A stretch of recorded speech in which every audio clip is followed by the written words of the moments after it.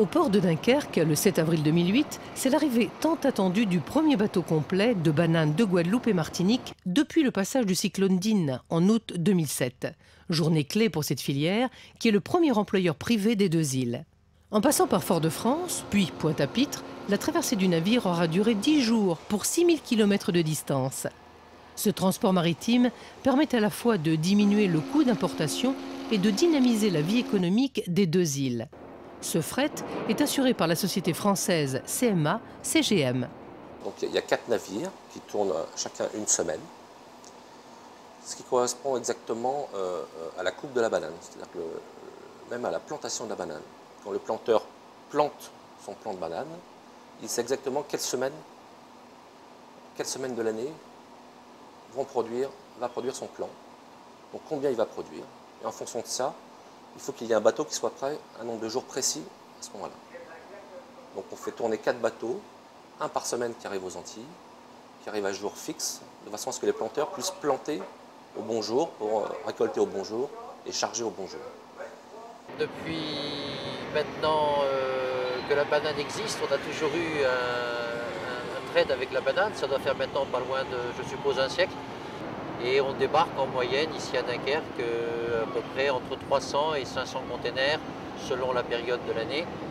Containers qui ont changé puisqu'on était passé du container il y a encore 3 ans, 4 ans à maintenant le container reefer intégré qui permet une régulation beaucoup plus minutieuse du container et l'empotage directement à la bananerie jusqu'à destination finale.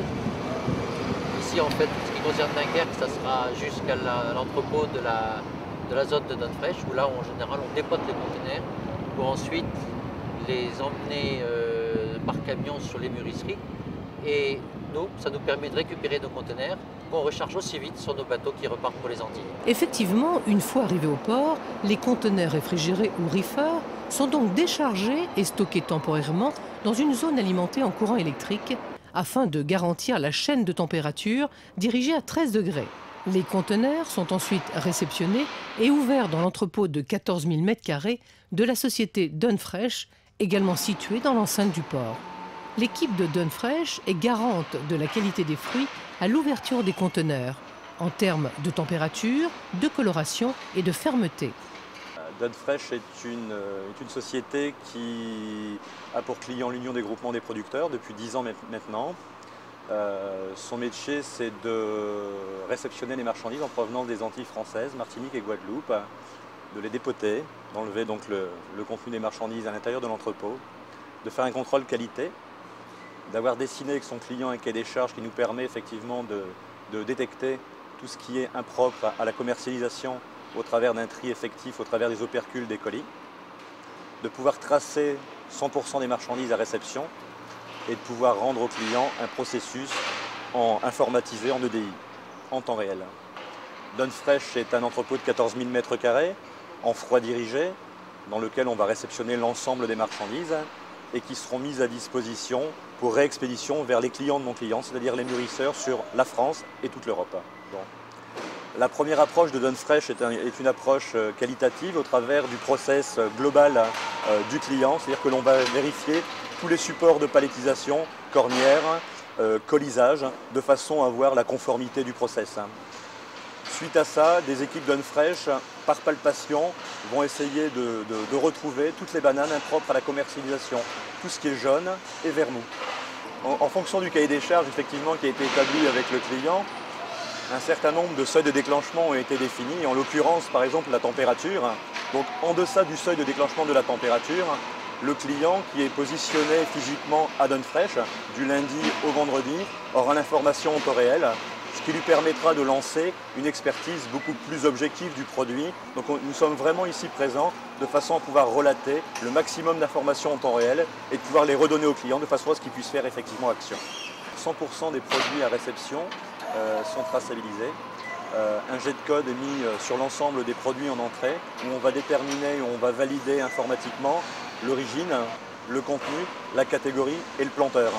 Cette information va être remise au client en temps réel, ce qui va pouvoir lui permettre d'ériger sa vente en fonction de la qualité du produit réceptionné.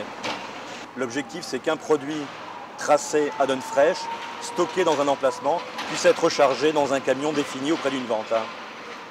Le contrôle qualité est une étape essentielle et minutieuse réalisée par une équipe de l'Union des groupements de producteurs basée à Dunkerque et spécialement dédiée à cette mission importante. Je suis Laurent Legge, responsable qualité du site de Dunkerque. Donc, nous sommes une équipe de 10 personnes, dont moi. Donc, il y a une équipe qui travaille en scoring, une équipe qui travaille sur le terrain, donc directement au dépotage des conteneurs, et une équipe de 2 personnes qui travaillent en logistique. Le service logistique de l'Union permet de fluidifier, d'assurer la qualité des chargements. Et aussi, on a une partie d'attribution des marchandises en fonction des exigences des clients. Au sein d'un laboratoire, la qualité des bananes de Guadeloupe et Martinique est notée sur plusieurs critères. L'équipe qualité pèse d'abord les colis, puis les ouvre, afin d'apprécier la présentation générale des fruits. Les bouquets de bananes sont alors comptés par rangée. On vérifie ensuite leur calibre à l'aide d'un grade de référence, puis on mesure la longueur des fruits de façon à savoir s'ils ont la taille minimum requise. Toutes ces informations sont retranscrites sur une feuille de score qui caractérise, note et relève l'ensemble des défauts par colis, par main et par fruit. Chaque colis de banane portant les références de la plantation dont il est issu, les planteurs sont aussitôt informés de leur note ou score qualité, par email ou par SMS. Cette traçabilité et cette instantanéité de l'information permettent une progression permanente.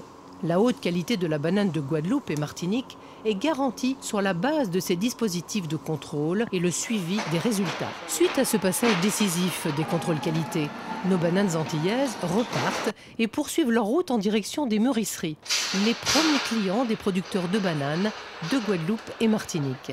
Bon, notre métier de mûrisseur est simple dans sa définition. La banane arrive verte parce qu'elle doit supporter un long voyage maritime, et donc il nous faut ici des installations qui reproduisent de façon artificielle ce qui se produirait naturellement sur l'arbre si la banane était restée sur place.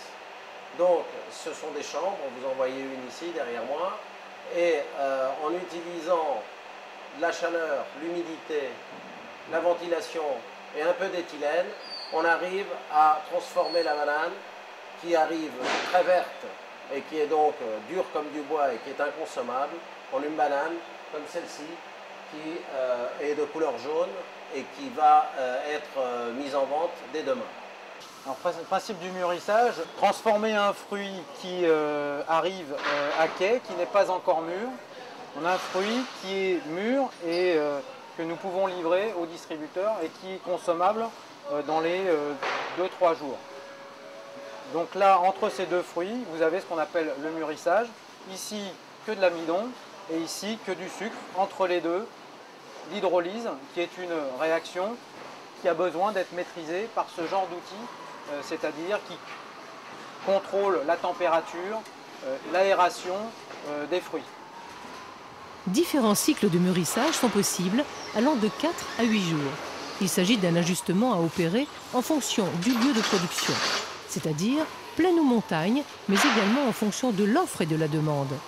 En effet, les mûrisseurs vont s'occuper également du conditionnement des produits, répondant ainsi aux différents besoins de la grande distribution. Il existe une gamme de 3 appellations de bananes de Guadeloupe et Martinique, reconnaissables grâce à leur code couleur et carton. En entrée de gamme, la banane pays, conditionnée en carton écru, se distingue par un excellent rapport qualité-prix. En cœur de gamme, la banane planteur, conditionnée en carton orange, connue et reconnue pour son goût unique et sa qualité incomparable. En segmentation, la banane montagne, cultivée à plus de 250 mètres d'altitude, au pied de la soufrière et de la montagne pelée, est plus sucrée en saveur. Alors pour proposer la gamme dans le rayon, nous avons différents moyens. Là, on voit un moyen qui est très pratique pour le distributeur, puisqu'il a sa banane de montagne. Au lieu de l'avoir en vrac dans le colis d'origine, le fruit est conditionné dans un flow-pack, avec le prix qui est indiqué sur le flow-pack, et nous mettons ces bouquets sur un meuble, et donc à la réception du magasin, le chef de rayon n'a plus qu'à mettre ce meuble dans le rayon et les consommateurs vont venir se servir directement. L'intérêt pour le fruit, c'est qu'il va être très peu manipulé, et donc on va garantir encore plus sa plastique, son look. nous avons une part de la clientèle qui est très attachée à l'origine antillaise. L'origine antillaise bénéficie d'un préjugé favorable de la part de beaucoup de clients. Et qu'il soit petit ou gros d'ailleurs, hein, ça n'a rien à voir avec la dimension du client, c'est qu'il y a cette affinité, c'est un produit français et les gens ici lui donnent une préférence. Si on donne un produit de haute qualité, eh bien à ce moment-là tout va bien, les gens ont un préjugé favorable dès le départ et si en plus le produit leur donne satisfaction, ils sont tout à fait satisfaits et tout à fait heureux. Et nous, par la même occasion aussi. Une récente étude révèle que sur 1000 personnes interrogées, 710 préfèrent la banane de Guadeloupe et Martinique. Les consommateurs lui reconnaissent un goût unique et des qualités nutritionnelles indéniables. Son goût et sa qualité ne sont donc pas le fruit du hasard.